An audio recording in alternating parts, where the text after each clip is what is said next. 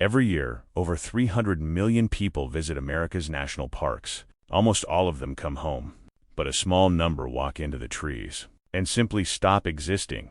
No body, no blood, no tracks, no answer. These are not people who got a little lost and turned up cold and embarrassed the next morning. These are people who vanish in seconds, in good weather, in front of witnesses, feet from the trail, feet from their own families, and when the search dogs arrive, they sit down and they refuse to follow the scent. The official number of people missing across America's public wildlands is not 0. It is not a dozen. By one investigator's count, it is more than 1,600. And here is the part that should bother you the most. The government does not keep a single national list of them. No central database, no official total, no one is counting. Once you see the pattern, you will not hike the same way again.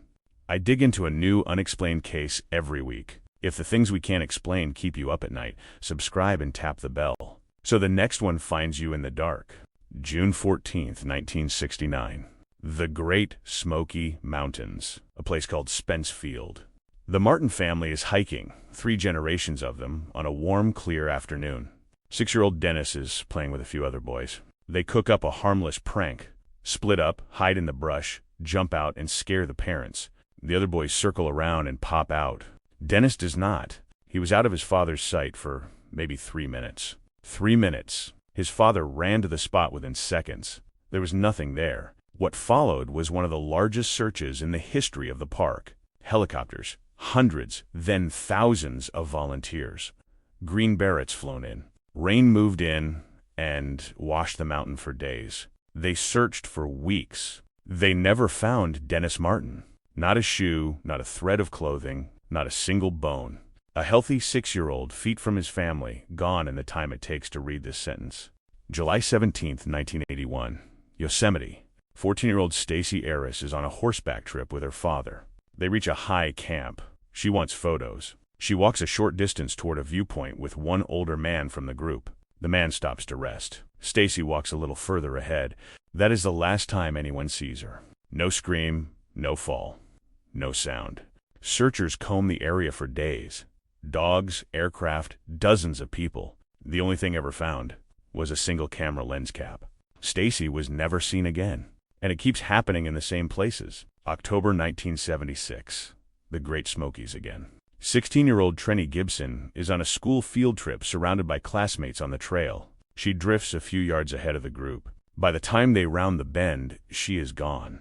Broad daylight, a crowded trail.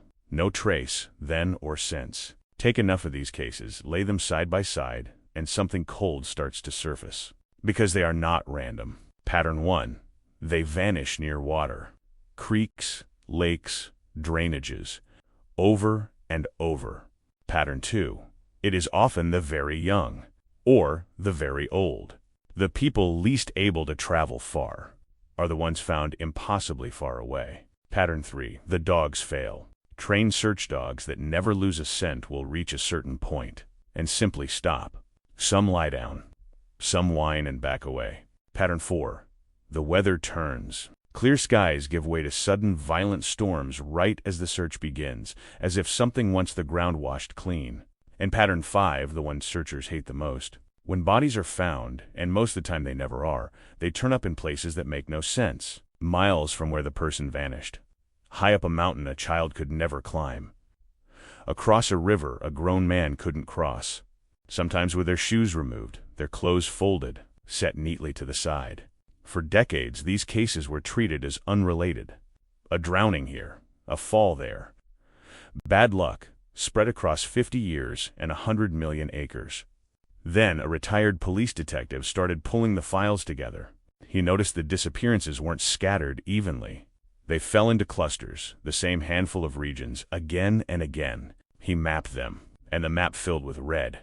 When he asked the parks for their master list of the missing, he was told there wasn't one. So he built it himself. Over 1,600 cases. And counting. Now let's be honest with each other. There are real explanations for a lot of this. The wilderness is enormous and utterly indifferent. People get lost, panic, and walk in exactly the wrong direction. Hypothermia can make a freezing person feel like they are burning, so they tear off their clothes. That is real, And it explains the folded shirts more often than we'd like. Water hides bodies. Cliffs and crevasses swallow them. Predators move them. Most disappearances have an ending, even if we never find it. But most is not all. And there is a residue of cases that the rational explanations simply cannot touch. The 3-year-old found 19 miles away, up terrain that stopped adult searchers cold. The man who vanished from the middle of a tight group mid-sentence. The child who answered his mother once from the dark tree line and was never heard again. The parks are still there tonight. 85 million acres of them. Deep, silent, and older than any story we tell about them.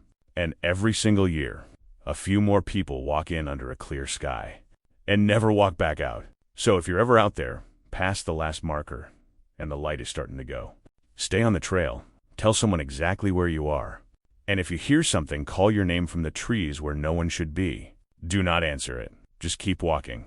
I release a new one of these every week. If this got under your skin, hit subscribe, ring the bell, and stay close. There are so many more of these. And it gets dark early now. This is Storytime with Finley. Sleep well, and stay on the path.